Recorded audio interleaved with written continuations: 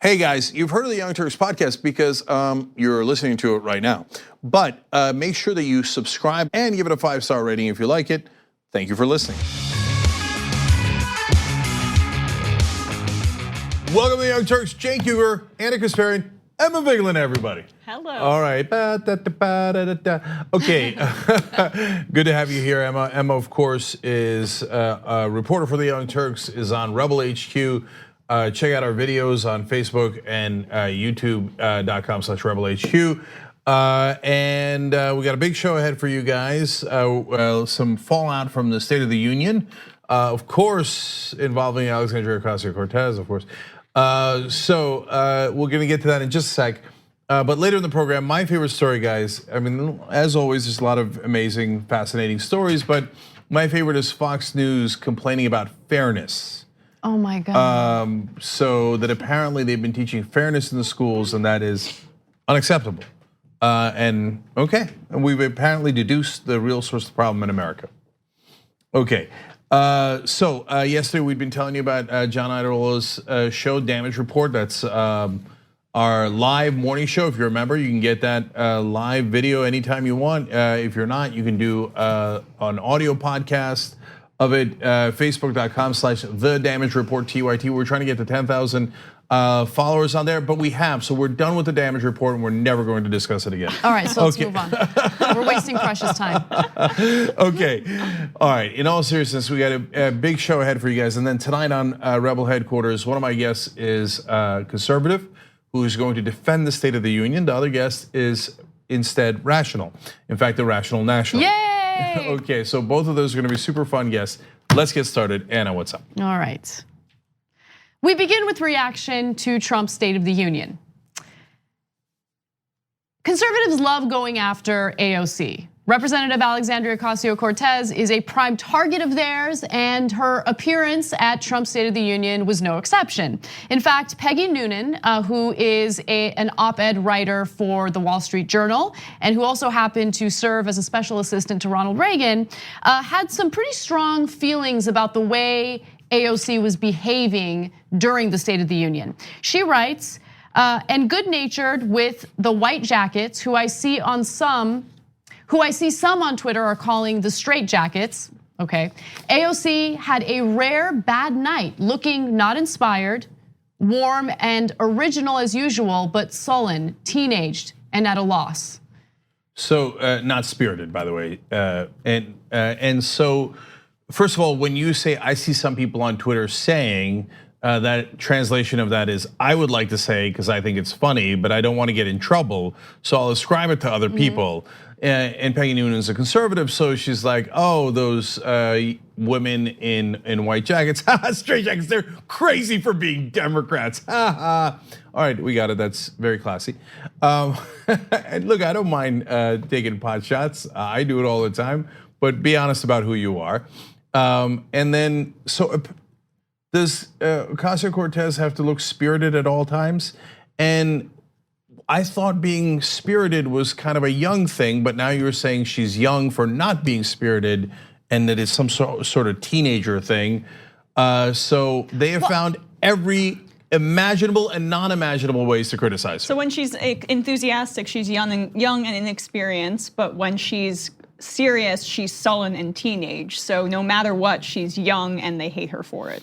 Yes. Yeah, and also, I don't enjoy ever being told by anyone, man or woman, to smile, right? So how about I get to have whatever facial expression I want to have at any given moment, whether it's a resting bitch face, or it's a look of enthusiasm, or just, a look of complete and utter disgust, which is the look I would have on my face if I were sitting there listening to this nonsense State of the Union address where the person who has divided the country more than any other president in US history is calling for unity, right? Yeah, well. So I would have a similar look on my face. But Alexandria Ocasio-Cortez, as always, will respond to the critics and do so in a swift and effective way. And I'll give you an example. So she says, why should I be spirited and warm for this embarrassment of a State of the Union? Tonight was an unsettling night for our country. The president failed to offer any plan, any vision at all for our future. We're flying without a pilot, and I'm not here to comfort anyone about that fact. Oh, I love that last line. God, I love salt and I love sass. And I especially love when it's used in the right context. Yeah, no, she comes with a heavy bag of sea salt. Well, this Wall Street Journal reporter, it's a irksome thing that the mainstream media tends to do. A lot of these publications, they have strict standards about what they can and cannot say, and they cannot appear partisan. But it's partisan implicitly. Like, you can read it in the framing of how she's talking about Alexandria Ocasio-Cortez. We know what your political stances are. So it's frustrating that they pretend to be neutral and like these arbiters of truth, but in reality, in the way that they frame things, it's super obvious how they feel. So now, to be fair to Peggy Noonan, she's a columnist, right? And so she gets to have more opinion, but she's still doing that veneer of like, oh no, it's not that I disagree with Alexandria Ocasio-Cortez. It's just that there's a certain etiquette that you're supposed to have in Washington. To me, those are my favorite, the etiquette cops. You have to be civil, and you have to be civil in a certain way, and you have to, even if you don't like the president, you have to be warm and spirited. No, okay. There's a very specific group of politicians or people in the political world who don't ever get to talk about etiquette, decorum, or any of that. It's the Republicans, right? So as long as you're supportive of who's the president at this moment, right? As long as you're supportive of Trump, you don't get to talk about the rhetoric, the decorum, the etiquette of anyone else. You don't get to critique it, right? Because you can't just let the president say the things that he says and do the things that he does without any critique, and then go off and talk about, oh, Alexandria Ocasio-Cortez wasn't smiling enough during the State of the Union address. No, you have no leg to stand on. And it's a over. Sexist comment. I mean, I know she's a woman, but when, I think you were hinting at this, Anna, when people tell you to smile, it's usually men who are, I don't know, are passing you on the street. Trump supporters would say that to me when I'd interview them sometimes, which was a fun anecdote. But yeah, it really is men oftentimes who feel like they can tell you how to feel, how to look. They want you to appear more pleasing. Yeah, so and there is an uneven playing field, as we often point out on the show, where Trump can be the most surly, vicious guy there is in the planet and tell you that women are bleeding from wherever and attack them in unspeakable ways. But when you're at the State of the Union, you must be warm and spirited towards him. No, why do I have that obligation? I don't. And Republicans can consistently attack Democrats. Joe Wilson yelling out, "You lie," to Obama, and Ted Cruz saying that we're going to be stuffed into Hobbit homes. Louis Gohmert saying Obama is going to reconstitute the Ottoman Empire. Whatever madness, insanity that they have, they can come up with insane conspiracy theories about how Democrats have organized 99% of the scientists in the world to all lie at once about climate change. I mean, there are no rules for Republicans, no rules at all. But Democrats, you are constrained to incredibly specific rules, including your facial expressions, right? So no deal. And that is at the heart of this. It might seem like a fun little story, but there is a core here where Alexandria Ocasio-Cortez refuses to play by Washington's rules, and it's driving them crazy. I love it. From major issues to minor issues like this. I love it. So she also gave a response to Trump's State of the Union address and did so on MSNBC. Rachel Maddow invited her on. So I want to play her comments and then we'll comment on that. The president was unprepared. I don't think that he did his homework. We've seen States of the Union addresses delivered by many presidents, Democrat and Republican. They almost always have substantive policies that are offered. I agree with Senator Klobuchar there that there was no plan. There was no plan to address our opioid crisis. There was no plan to address the cost of health care. There was no plan to increase wages. It was, I had to ask myself, is this a campaign stop or is this a State of the Union?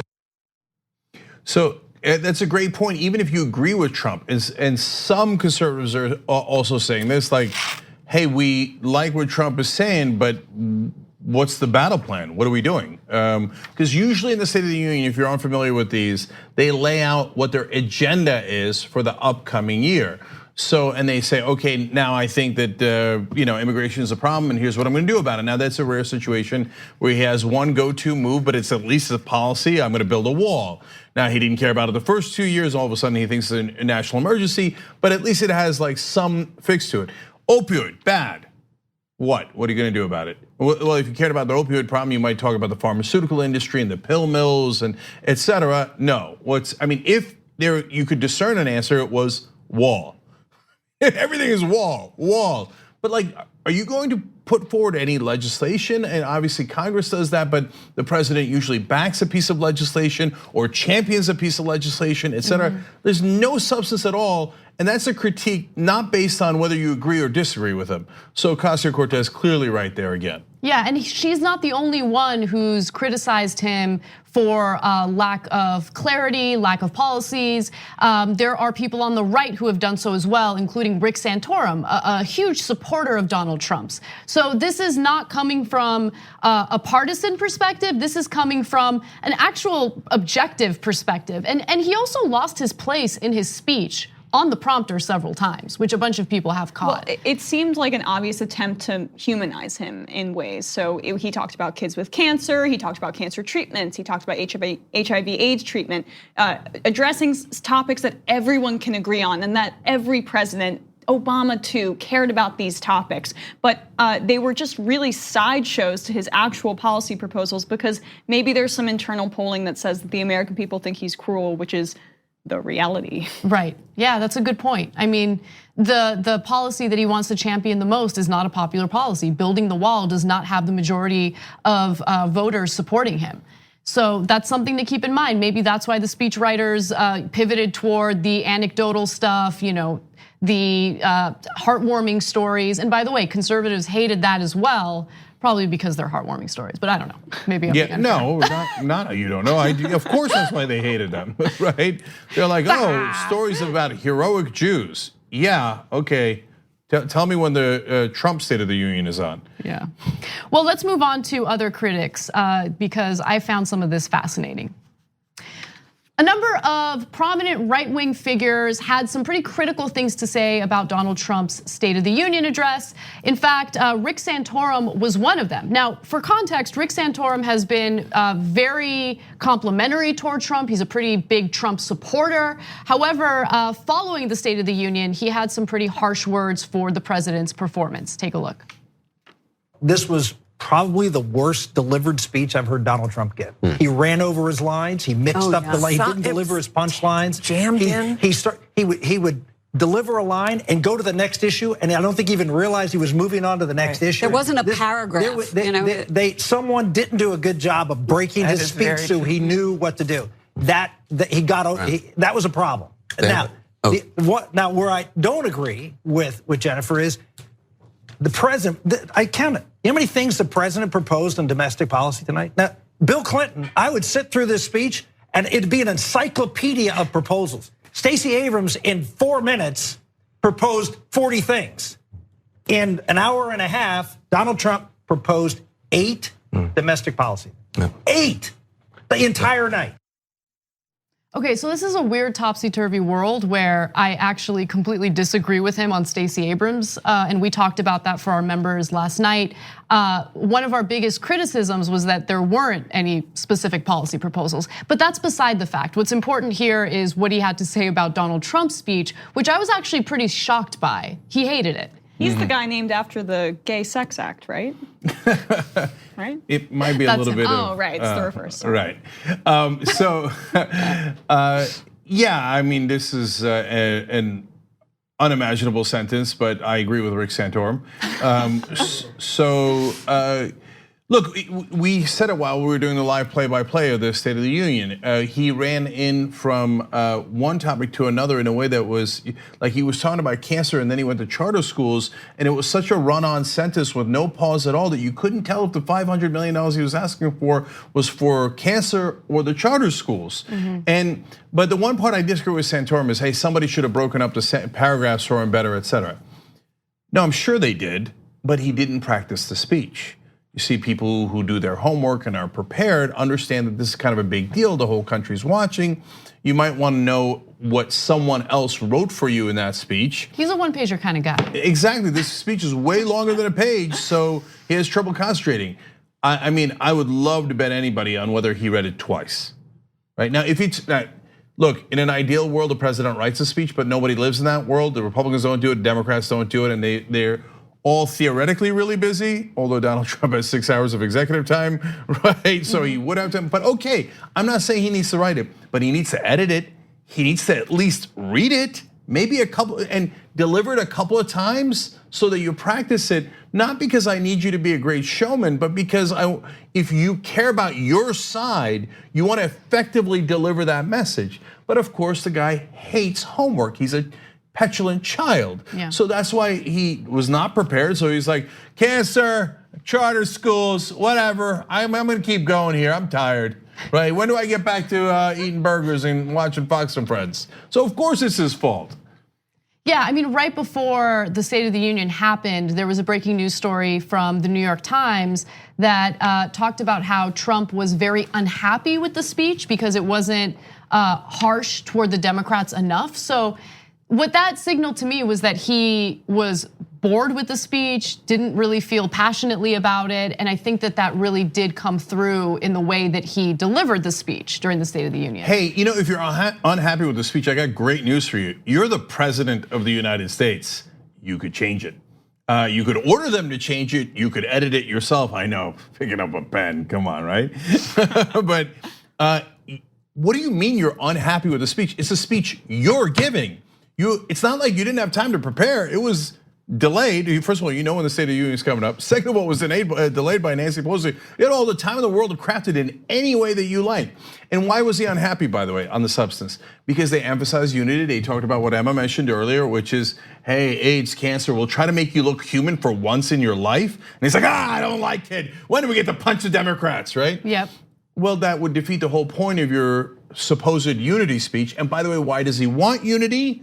Because as he explained, and we told you in the play-by-play, as soon as it started, he started talking about unity. And then of course he got to the punchline, which is, now if we're gonna be unified, you can't do any investigations of the president. Well, yeah, now unity is convenient for him because he's lost a chamber of Congress. So yes. That's when you pull unity onto the table, say, this is what I want so I can, we can give more tax cuts to my wealthy friends and to myself.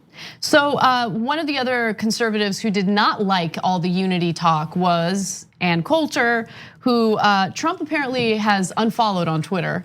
And it might be because she's been coming after him pretty strong, pretty aggressively.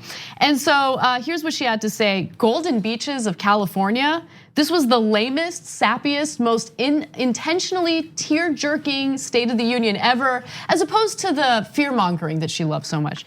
Please fire your speechwriter, Donald Trump. And she also said, 45 minutes in, we got 30 seconds on the wall. He better be breaking ground tomorrow. She's so sad. She's such a sad, sad person. But I actually think that Trump's sadder because here's Ann Coulter giving directives to the president. And before he was largely taking them. Yeah. And then when people caught on to the fact that he was taking his orders from Ann Coulter, then all of a sudden, as usual with the petulant child, he got all, through a temper tantrum. Oh yeah, I'm gonna unfollow you. Like, what president sits around unfollowing people because their feelings were hurt? No, I know. But Cenk, she wrote a book titled "In Trump We Trust." Yeah, well, she wrote a book. That was the title of her book. She's the biggest opportunist in media. I mean, I don't really think it's close, but I also think this is representative of something larger that's happening with Trump, which is the fact that he's been unable to deliver on the wall. It is the first major loss for him and for his base because he's planted his flag here. He's said the wall is incredibly important. He's been unrelenting on it. And there seems to be no way that he's actually gonna be able to make it happen. And she is a constant voice in his ear or on his tweet feed saying, the wall needs to be built, the wall needs to be built. Tweet feed, Twitter feed. But yeah, she is a representative and indicative of his broken promises to his base, and he cannot stand it. And for that, thanks Ann Coulter because it's clearly triggering him. Yeah. Yeah, it is a little bitter tweet to compliment Ann Coulter on that. But. All right, well, this is the part of the show where I move on immediately. So there's one final part to all of this that I want to get to. Ben Shapiro, in typical Ben Shapiro fashion, shared his fast-paced talking points about the State of the Union address that happened last night. And wow, that was pretty smart of you, Anna. Well, thank you.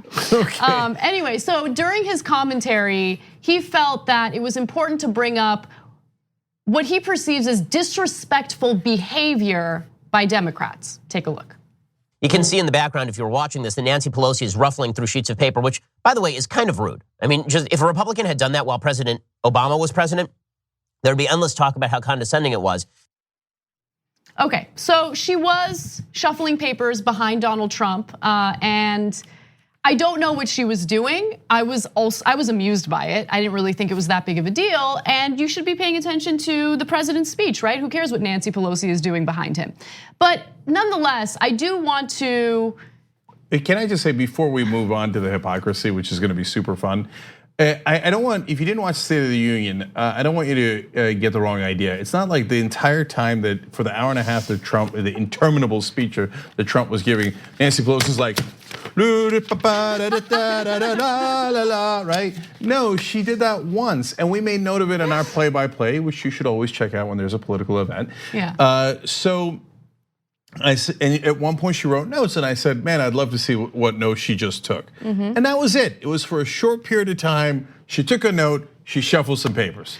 Can you believe it? No, Jake, I think you're being a big hypocrite right now because if anybody did something like that to Obama, everybody would be really upset about it. The media would talk about it. They wouldn't let it go. They would think it was super disrespectful. Except here's the thing.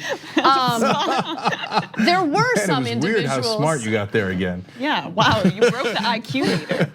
So there were Republicans. There were Republicans who were incredibly disrespectful to President Obama. One of them was a man by the name of Joe Wilson, who did something during Obama's State of the Union in 2009. If you don't remember, I can help refresh your memory. Take a look.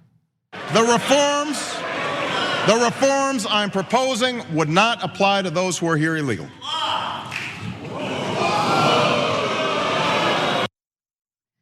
So again, that was Republican Joe Wilson yelling, "You lie," in the middle of Obama's speech. Because Republicans are so respectful.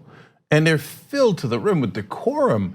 And that's why Ben's pointing it out that the Democrats are the ruffians, the barbarians at the gate with their notes and their folders. Which is why I support Donald Trump, a man who swears every other word and can't go a tweet without a typo. Yeah, so when Donald Trump talks about grabbing women by the genitalia, well, that's decorum. That's decorum, okay? Yeah. Shuffling papers, oh my God, what has this country come to? This is just absolutely outrageous. This is why we need the insight of the intellectual dark web. And you know what bothers them, I think, more is Nancy Pelosi's approval rating has been really bad for a really long time, but Trump and hating on him has been very good for business for Nancy Pelosi. Her approval rating has hit a new high that it hasn't been at for a really long time. And now people are making memes about her. She's cool, she's with the AOC crowd, right? Please. And I mean, I know, not really, but truly there's been kind of a renaissance in her public image and they can't stand that. So that's part of why Ben Shapiro is getting triggered by paper shuffling and doing this, which shouldn't bother anyone at all. So I think you make a really great point. I do think that they're concerned about Democrats and their newfound ability to fight back. I think that's really at the heart of what's going on because the Democratic Party and establishment Democrats have been hating on Trump, right? That's never changed. What did change was that Nancy Pelosi and Chuck Schumer finally decided to fight. And they finally started to use the same type of strategy that you would typically see on the Republican side. And so I hope that it's a lesson establishment Democrats have learned, right? It's not simply, oh, we're hating on Trump, but we're gonna be completely weak when it comes to fighting back. They actually fought back and it worked. So I think people on the right are concerned about that. I'm just hoping people on the left have actually learned a lesson from it. Yeah, and finally, we get to the difference between the right and the left in terms of critique of national leaders, whether they're Republicans or Democrats. So for Obama, our critique was that the Affordable Care Act should have included a public option that would have made prices a little bit more affordable. We were right about that. He shouldn't have done signature Jones strikes. He shouldn't have gone after journalists. Their critique was he shouldn't have put mustard on a burger. He shouldn't have worn a tan suit. He shouldn't have held a coffee while saluting the Marines. Meanwhile, Trump's bowing to North Korean generals, but that is not an issue for them. Now on Nancy Pelosi, the critique is that she's actually quite conservative in protection of the status quo. Yesterday, we did a story about how her aides are going out and telling healthcare companies, don't worry, we're not gonna do Medicare for all. That is a very important topic and monumental policy in this country. And we're trying to correct the record of the wrong impression that the mainstream media has that Nancy Pelosi is some sort of progressive champion because she did the bare minimum of standing up to Trump when he is deeply unpopular. Meanwhile, the Shapiro intellectual argument on the right is she shuffled papers. So, and apparently they were upset about the way she clapped at Donald Trump. And by the way, some on the left were excited about the way she clapped at Donald Trump. So I don't know, Cenk. I feel like you're really grasping straws here with your argument. You're a straw man argument. And that's right. That's why there should be more money in politics, and the donors are always right. And they pay me to spout these opinions. Okay, so I guess to Ben's argument overall, I have this last thing to say. We leave you with that as we go to our break. When we come back, though, we are going to talk about Donald Trump. Yes, he's in the news still. Oh, New Mexico. Governor of New Mexico with a can of whoop-ass. Okay, we'll give you the details on what she's doing. We need to talk about a relatively new show called the Republic, or UNFTR. As a Young Turks fan, you already know that the government, the media, and corporations are constantly peddling lies that serve the interests of the rich and powerful. But now there's a podcast dedicated to unraveling those lies, debunking the conventional wisdom. In each episode of On the Republic, or UNFTR, the host delves into a different historical episode or topic that's generally misunderstood or purposely obfuscated by the so-called powers that be, featuring in-depth research, razor-sharp commentary, and just the right amount of vulgarity. The UNFTR podcast takes a sledgehammer to what you thought you knew about some of the nation's most sacred historical cows.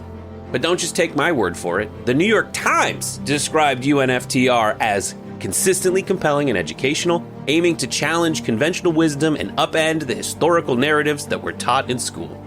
For as the great philosopher Yoda once put it, you must unlearn what you have learned. And that's true whether you're in Jedi training or you're uprooting and exposing all the propaganda and disinformation you've been fed over the course of your lifetime. So search for UNFTR in your podcast app today and get ready to get informed, angered, and entertained all at the same time.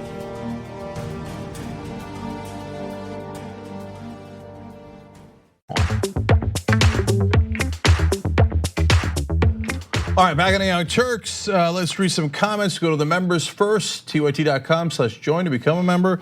NPC says he talked about cancer and HIV, but has taken away the ability to afford for healthcare to provide for that care. And that's exactly right. I mean, we made the comment during the play-by-play that while the story of the 10-year-old girl financing her own cancer treatment is heartwarming and touching, etc., 10-year-olds shouldn't have to finance their own cancer treatments. We should have healthcare for everyone in this country. So that's why we believe in Medicare for all. And Trump, of course, proposes to do nothing about that. Joy writes in, as loathsome as Pelosi is for being an establishment hack, the criticism against her and AOC's behaviors by the right wing are a huge sexist backdrop during a patronizing campaign State of the Union speech by a serial cheater and assaulter. Here, totally agree. We're always stuck in the position of saying somebody like Pelosi is wrong on the substance, but the attacks against her from the right wing are almost always unjustified and oftentimes tinged with significant sexism. So now onto Twitter, MacGyver505 says the one and only Emma Vigeland is on TYT today. Yay, my day just got exponentially better. That's awesome. Thanks so much. There will be wit writes in, LOL, a conservative talking about a politician being rude. Does he know Trump is president? Yeah, for real. And now finally on YouTube super chat, Gerald Butler, very nice of you, Gerald. Thank you for participating in this way. And he said, please keep on keeping the truth. Love you all. Right back at you, brother. So speaking of the truth, Pitchfork Economics with Nick Hanauer is one of our podcasts. You guys got to check this out. I just think it's a terrific podcast. And in the latest episode, he talks about regulation and how the idea that regulation keeps down growth is total nonsense. And Nick is one of the more successful people in the country. He was the first a non-family investor in Amazon. He sold his company for billions of dollars to Microsoft. So it's not like he doesn't know what he's doing. I mean, he's an actual successful businessman as opposed to Trump. And so listen to the podcast. It gives you an excellent idea of what's real in economics and what wealth creation and how to improve the economy from a progressive perspective, hence an actual honest perspective, a real perspective. And while you're checking out our podcast, check out No Filter, that's Anna's show, another great podcast, and Damage Report by John as well.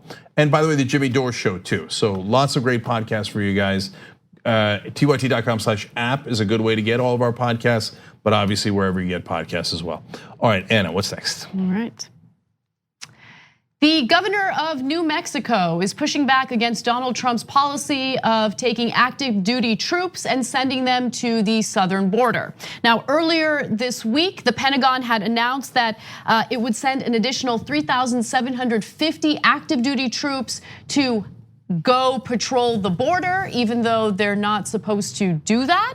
And so now the governor, Michelle Grisham, is essentially sending them back, saying, no, I don't want them in my state. This doesn't make any sense whatsoever. Here is her statement. New Mexico will not take part in the president's charade of border fear-mongering by misusing our diligent National Guard troops. So she is sending them back. However, a small contingent, around a dozen guardsmen, will remain in the southwestern corner of the state to assist with humanitarian needs in a remote corridor for cross-border immigration. She also mobilized state police to assist local law enforcement. Governor Grisham also directed 25 troops from other states, including Arkansas, Kansas, Kentucky, New Hampshire, South Carolina, and Wisconsin, to withdraw from the New Mexico border. So she has really branded herself as someone who wants to fight back against Donald Trump, and specifically Donald Trump's wall. In fact, I have a fun ad to show you that kind of helps illustrate that point. Let's take a quick look at that. I'm Michelle Lujan Grisham, New Mexico's 49th in employment and 50th for schools. We got to bust through some walls to make changes.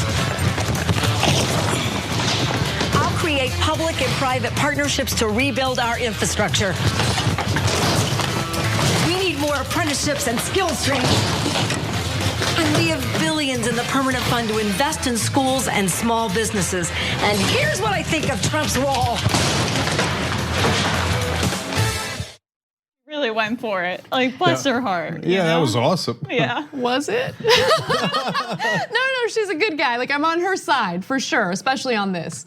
That ad though. It's like if one of my mom's friends tried to make an ad, right? Like it's just like physical walls running through it and the way she scampers. I really liked it. Okay, all right, okay. It's not for me, it's for other people. It's cute. It's okay. Okay, now this is a good debate on the Young Turks. So first of all, an analogy I use about my dad all the time is that he won't bother trying to find a door. Like you put him in a room and he will just go right through the wall. Doesn't care. So that spoke to me in that sense. Second of all, I kept trying to figure out when did they do an edit? Did they do a cut or did they do really thin walls and she actually ran through them, which would be even more fun? I think she ran through them. Yeah, it looked like very thin drywall, but it had the powdery stuff and everything. I think it was legitimately drywall. Yeah. See, now we're having a conversation. Thin drywall, obviously, because thick drywall, like you'll really maybe hurt yourself. I don't know. I've never tried it. I've never ran through a wall. Yeah. Yeah. No, I've done construction. Yes, you will hurt yourself. Did you ever hang drywall? Of course. Did you ever That's run really impressive. Drywall? Oh, please. Okay. In the post game, I'll tell you all the different things I've built, including a bathroom. What? That's right. That's right. So anyway, one day the Republicans would criticize me. This guy who worked in construction, Now he thinks he knows about politics. I mean, Trump. Right, exactly. Anyway, I love how she's standing up to. My favorite part was two things actually. One was ordering all the other states out. She's like, I'm the governor of this state. Yes. So hey, I appreciate it. Nothing against you guys, but you got to go now. Okay. So strength. Then the second part that I liked was that it was a smart policy. So she's like, look, actually in one corner of the state, in the southwestern corner in Hidalgo County, she's like, we do have an issue that needs a little bit more humanitarian assistance. So she kept a dozen guardsmen there and told the state police officers to help the local police officers there because people are coming up to folks' doors, etc. She's like, there we have an actual issue and we could deal with it in a humane, intelligent way. And so I'm gonna use the resources I have and direct them to where we have the problem. The rest was just optics. And the Republican governor had ordered the National Guard, their National Guard, when he was in charge last year to go along with Trump's propaganda. And she's like, and I'm not doing your marketing gimmicks, right? Yeah. I'm running through walls and I'm actually taking care of real problems. And yeah, so there are still a lot of federal troops there, right? Which is pointed out in the article. And it's crazy that federal law prohibits the use of active duty troops for law enforcement, but we've completely disregarded that. So Trump is in violation of the law, technically, when he's sending these active duty troops down to the border. But presidents have done it in the past 12 years, according to this article. So I just find it crazy how we've decided that some illegal actions are totally fine because the president does it. I mean, under Obama, NSA spying too. But it's just bizarre that it's something we've just agreed upon. Yeah, look, I agree with you, but I think the way in which Trump uses members of our military as political props is unprecedented, right? So Trump doesn't do it because he genuinely thinks there's an issue at the border. He does it to paint this narrative of a disaster, a crisis at the border, something that our military needs to get involved in to protect national security. Now we know that that couldn't be further from the truth. These are individuals who are coming into the country seeking asylum. They're fleeing violence in their own countries. Now, if you want to have a debate about the economic strain that puts in the country, that's one thing, right? But what Trump is doing is painting these people as dangerous criminals who are coming in to murder everyone, and that is just not the case, period. Yeah. So. All right, let's run through the next story the way she ran through that drywall. All right, let's do it. Let's be strong.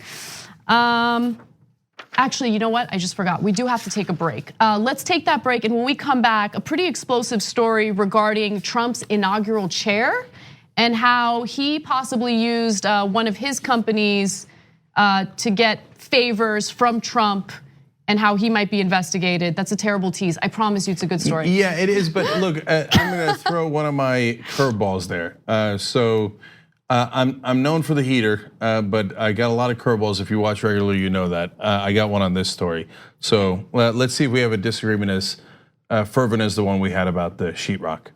All right, we'll be right. At TYT, we frequently talk about all the ways that big tech companies are taking control of our online lives, constantly monitoring us and storing and selling our data. But that doesn't mean we have to let them. It's possible to stay anonymous online and hide your data from the prying eyes of big tech. And one of the best ways is with ExpressVPN. ExpressVPN hides your IP address, making your active ID more difficult to trace and sell to advertisers. ExpressVPN also encrypts 100% of your network data to protect you from eavesdroppers and cyber criminals. And it's also easy to install. A single mouse click protects all your devices. But listen, guys, this is important. ExpressVPN is rated #1 by CNET and Wired magazine. So take back control of your life online and secure your data with a top VPN solution available, ExpressVPN. And if you go to expressvpn.com/TYT, you can get 3 extra months for free with this exclusive link just for TYT fans. That's expressvpn.com/TYT. Check it out today. Right back. We hope you're enjoying this free clip from the Young Turks. If you want to get the whole show and more exclusive content while supporting independent media, become a member at tyt.com/join today. In the meantime, enjoy this free segment.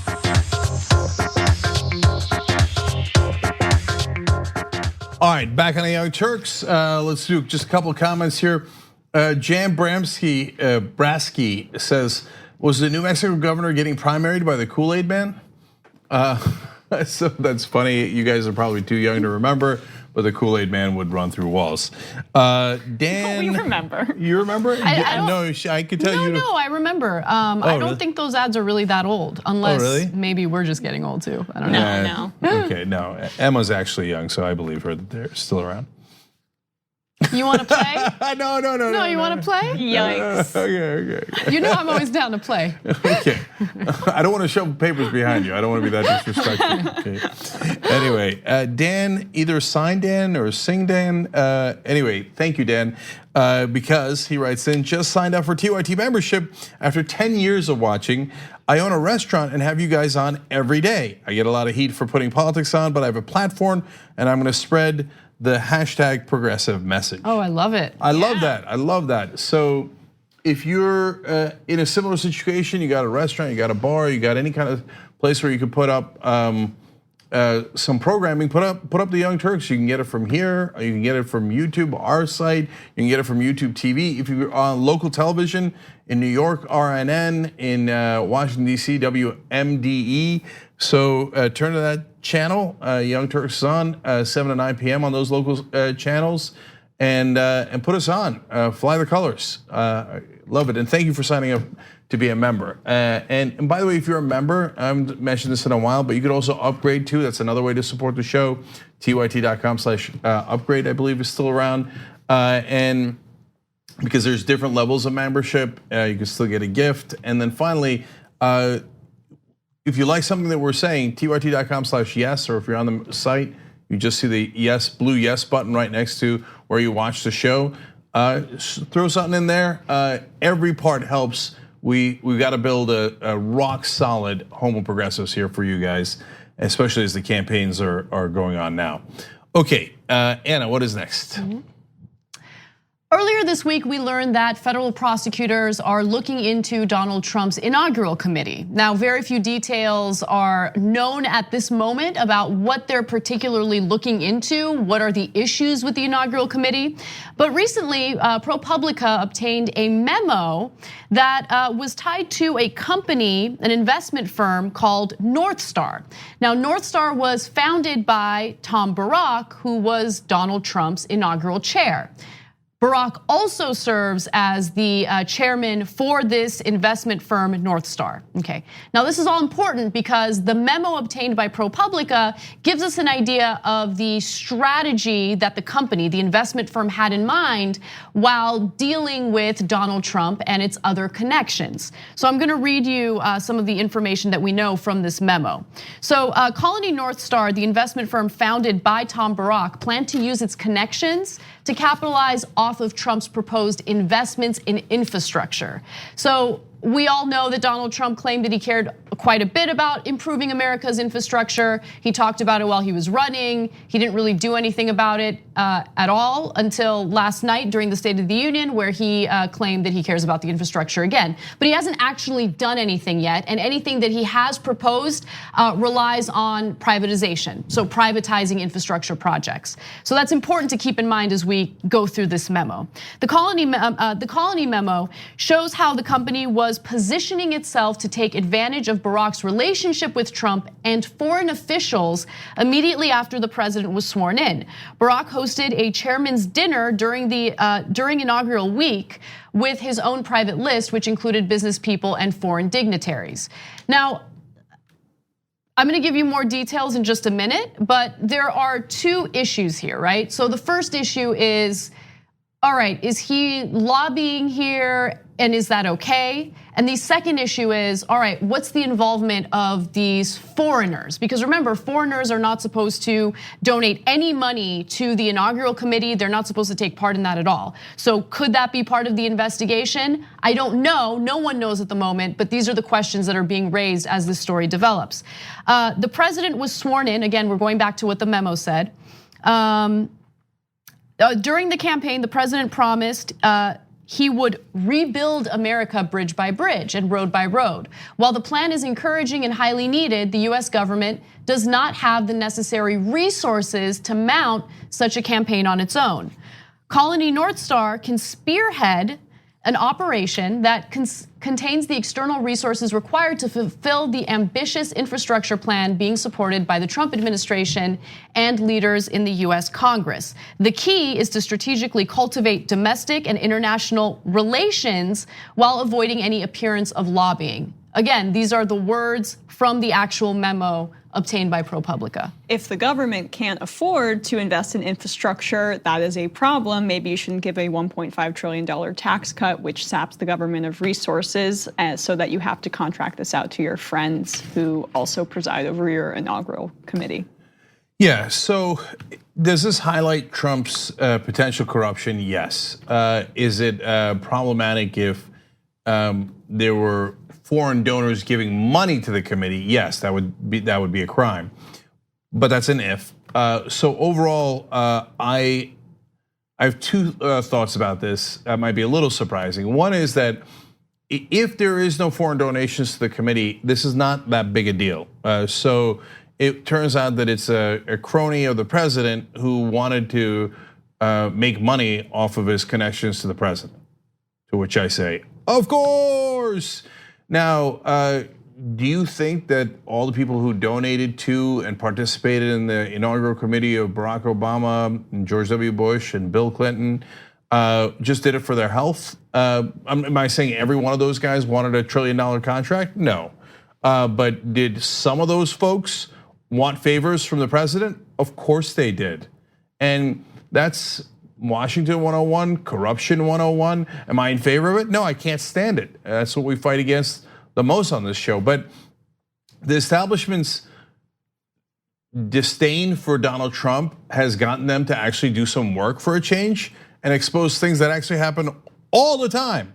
So I like that they're exposing the story. I just don't want you to think that Trump's the only one who's ever done this. Well, it seems like Rick Gates and the fact that he's spoken to Mueller has influenced this, because Rick Gates was involved with this firm, and that's why maybe this is coming out now. I just think this is part and parcel of the Trump administration's, the worst aspect of it, which is this complete blend of industry and corporatism with the government and the kind of free-for-all. So while this may be something that happened under Obama, under Bush, under Clinton, it's more egregious because it's a part of the whole of the corruption as opposed to just one instance of it. So here's the thing that I'm curious about, right?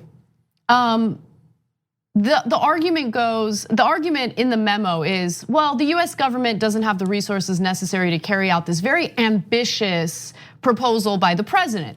And so this is a great opportunity for our company to jump in, right? So jump in with what resources are they talking about, right? And they specifically mention their international resources or connections. So these are things that matter. So you're right, Cenk, in that the corruption is business as usual in the country. But I think what really stands out about this story is the fact that Rick Gates is involved, right? And more importantly, the foreign issues that Donald Trump's campaign had. Okay, so let me give you the connection to Rick Gates. Let's go to graphic 16. Person familiar with the creation of this memo said it was written by Rick Gates, who was deputy chairman of the inaugural committee and was then hired by Barack as a colony consultant. And he's of course now pled guilty to other crimes and cooperated with Mueller. Look, I don't know why there were ambassadors at the meeting that Tom Barack put together and what the foreign connection is. Well, how does it give them, did they build infrastructure in Kuwait or something and he's gonna use that? Why does he care about, is he gonna raise money, not necessarily for the inaugural committee, but for his company from foreign sources and then use that to get the contract here to build infrastructure? I don't know. If he is gonna get money from foreign sources, there's nothing illegal about that. But so that part we'll have to see if the investigation uncovers anything real in that sense. So I'm definitely not prejudging it as you can tell here. But to me, the most important issue here is what they were gonna do with infrastructure. Instead of having the government do infrastructure as we did in the 1950s, which was incredibly successful. Dwight Eisenhower's administration, a Republican administration, helped to build the highways, the bridges, et cetera, in this country, made a giant difference for us, improved our economy dramatically. But the idea that the American government can't build roads and bridges anymore, is preposterous. Well, okay, then how are we doing the military? We've got, what, $750 billion in the Defense Department budget? So I guess we should wrap that up because the American government can't do anything right. No, this is a way of saying, I want you to spend the same amount of money, but I want you to let me make a giant profit off of it. Right. And so in fact, of course, that means that it won't be the same amount of money. If it costs, let's say, $1 trillion to do all that infrastructure spending, well, when you factor in their profits, it's going to be at least $1.2 trillion or $1.5 trillion. Or maybe they put the upfront costs, but then they put tolls on all those roads and all those bridges, and you pay for the rest of your life, and maybe they put $1 trillion in, but they get $2 trillion out. So why are we doing that? Why don't we just build it and then hire Americans to do that as we've done throughout American history? Well, I think why Trump ran on that was because it would be popular to increase activity and job activity to push for more infrastructure. Our infrastructure gets a grade of D+. It's embarrassing. It's a national embarrassment, like our healthcare system, like our child care system, our education system, as opposed to a lot of the other industrialized countries in the world. Our infrastructure is incredibly bad. So he ran on that. And then he decided he was going to contract it out to his buddies and people who he was involved with. And he hasn't done anything about it, but that's the kind of approach he's going to take. If he actually ran on giving corporate handouts for infrastructure, I doubt it would have been as popular. Yeah, and so Barack gives money to Trump. He runs his inaugural committee, so he's done favors for Trump.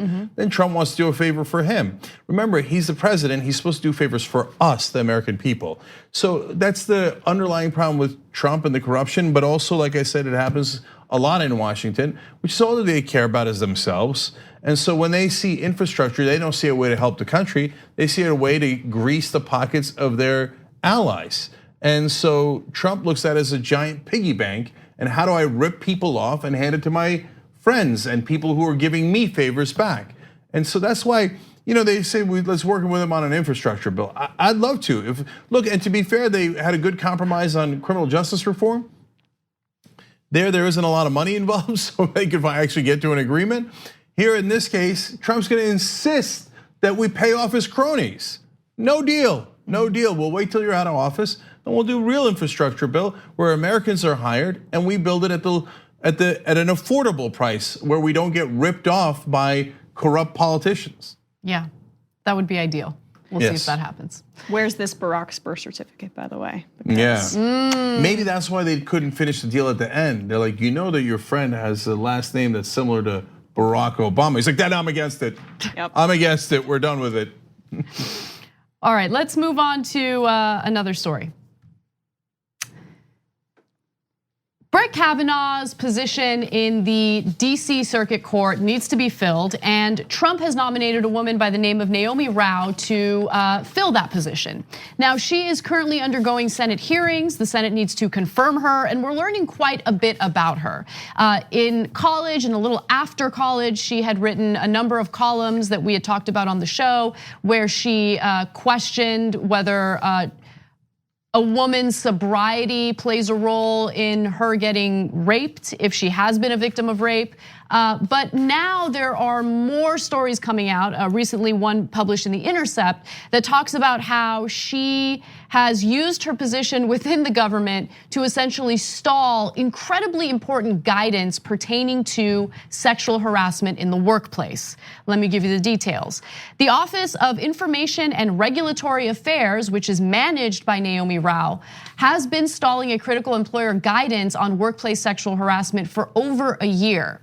So in November of 2017, shortly after the Harvey Weinstein story really blew up, the government got involved. The Equal Employment Opportunity Commission delivered the new harassment guidelines to her government agency, the OIRA. But it has fallen into a black hole under her leadership. So there hasn't really been any effort to respond to it, to comment on it, to maybe change it to something better. It's just completely stalled. And when you consider what she had written in the past about sexual harassment, about sexual assault, it does not draw a great picture of who she is and how seriously she takes these issues. Yeah, so as usual, The Intercept doing a great job of reporting here because they explain that this has been held up by her for about 15 months. And my immediate question was, okay, but how long does it take normally to get this kind of guidance circulated through that department? And it turns out the answer is 90 days. Yep. And so if it's normally 3 months and this is taking 15 months, well, then you get a fuller context for how much they have held this back. And then they went on to report other facts about it, including why it might be held up. There's two different factors here. One is this office is being used to block a lot of regulations. They don't want regulations, so they just send it into a bureaucracy. And Naomi Rao apparently is being called the deregulation queen by some. Of course, for conservatives, that's such a huge stamp of approval, and that's why she is now getting what could be perceived as a promotion to this incredibly important court, even though she's never been a judge. And they're like, oh, you're willing to do whatever corporations want to kill regulations that might help the American people? That's it, you're our person. Let's get you on the court and move you on up. She's in fact now reported as being on the short list for the next Supreme Court nomination for a Republican. She's never been a judge. Never even been a judge. She's part of the Federalist Society. The Federalist Society has been fighting to get these anti-regulation conservatives onto the Supreme Court. And that's all that really matters. As long as she is active with that organization, conservative politicians will definitely nominate her at some point. Yeah, this is the natural progression of the conservative philosophy. She does not want government to work. She's been clear about that in her writings at Yale and throughout history. They want government to be deregulated, deconstructed so that there are not these safeguards in place and standards so that they can protect women in the workplace, so that there can be the variety of these other protections. It's the natural result of their extremist philosophy. And something that also stuck out to me too from this piece was that some of her writings indicated that she wants to give the president a lot of leeway, kind of like the unitary executive theory where the president can do whatever he wants, and that's what she believes is the true version of the Constitution. Right, meaning she doesn't believe in the Constitution. Exactly, that's not what the but that's what says. blows my mind is these conservatives say that they're strict constructionists, that they believe in the founding fathers and their originalist philosophy. The founding fathers were incredibly speculative and afraid of a president being ultra powerful. It is the exact opposite of what she's saying. So conservatives in this day and age are not strict constructionists, they're authoritarians. And Absolutely. She is a person who is manifesting that philosophy, and that's who they want to fill Brett Kavanaugh's seat. I mean, with her writings about sexual assault, you have to think that Republicans would be even an iota smarter about who they're going to nominate. They had to do 1 ounce of research and then they would have figured this out. Well, so let's break down a little bit more why the conservatives like her so much and why she's useful. But in doing that, I want to go back to the second point I wanted to make about the office that she held under Donald Trump. So they hold up regulations on workplace protection, partly because they don't want any regulations to hinder business in any way. My God, if you had a person who was discriminating at work, but it cost the company a nickel, well, who cares about the discrimination? Yeah. We want to protect corporations at all costs. But the second component of it was the new regulations in this case also included guidance on sexual orientation and gender identity being protected. And they don't want to protect those things. Right. And so that's why they held this one up. And Jeff Sessions prohibited transgender people protections in workplace discrimination under Title VII when he was the head of the Justice Department. So this goes along with the Trump administration theme of no, we do not give the same equal rights to gay Americans or trans Americans as we give to straight Americans. So, by the way, if you're continue to be surprised that the Republicans actively, legally discriminate against LGBT community in this country, you're not paying any attention at all, and you're getting funded by the Koch brothers, or you're getting funded by the Koch brothers, or you're being greedy and you think, hey, you know what? I want my tax cuts, and look, I'm already rich. I don't have to worry. They're going to discriminate against other gay people, and I don't really care about them, etc. But the Republicans will discriminate against gay people. They do it every time. Every time they're elected, they do it. So don't come around and pretend to be surprised about it, okay? Yeah, and so look, there's one other part of this that I wanted to bring up because it's so incredibly short-sighted, even for politicians who don't really care about the American worker, but care much more about corporations. This whole guidance, first of all, it's non-binding, right? This is guidance to essentially help out companies as they navigate through these very complex issues, because accusations of sexual assault, sexual harassment, they can be difficult to investigate, to decipher, all of that. And so the whole point here was to make it so the employer is not liable for inaction. It's like, hey, let's help you out. Okay, if an employee comes to you with accusations of sexual harassment or sexual assault, here is some guidance. Here's what you can do so you don't end up being liable. So it's hilarious because this was an effort to not only protect employees from terrible actions, but also guidance to help employers when they don't know what to do when these types of accusations come forward. But they're so obsessed with carrying out their hatred towards certain groups of people, including transgender individuals, that they, will stall this type of guidance and they'll, go against the best interests of everyone in the country, both, corporate leaders and employees. So now I want to go back to, is it fair to judge what she wrote in college? Well, and they say that she was being intentionally provocative back then. So I can relate to this. I was intentionally provocative and I was conservative back in college, law school, etc. And I wrote things that I regret. The question though is, wait, do you regret it? Have you changed your mind? So I have a long track record and history of being progressive for a long time, right? She doesn't have to be progressive, but is she uncomfortable with those things that she wrote? And her track record indicates she's not at all uncomfortable with it. So she wrote here on, she said homosexuals want to redefine marriage and parenthood. Now look, she wrote that back in the 1990s. If she's evolved on that, a lot of Democratic politicians have evolved on that. So okay, that'd be fair and I wouldn't hold it against her. But she's holding up things that would give equal rights to the homosexual community, the LGBT community in America. Yes. So it appears she hasn't evolved at all. So just own it, just own it. Who are you? And that's why conservatives like you. Why are we pretending that they like you? What, because you're moderate? No, they like you because you don't believe in LGBT rights. They don't look at the stuff you wrote at Yale as the problem, they view it as the solution. So, and by the way, why are we having a conversation about Naomi Rao when she hasn't been a judge? This doesn't make much sense in that context. Here's why we're having a conversation about her. Because when she was at Yale, she raised her hand and said, I will fight against women, I'm a woman. I will fight against minorities, I'm a minority.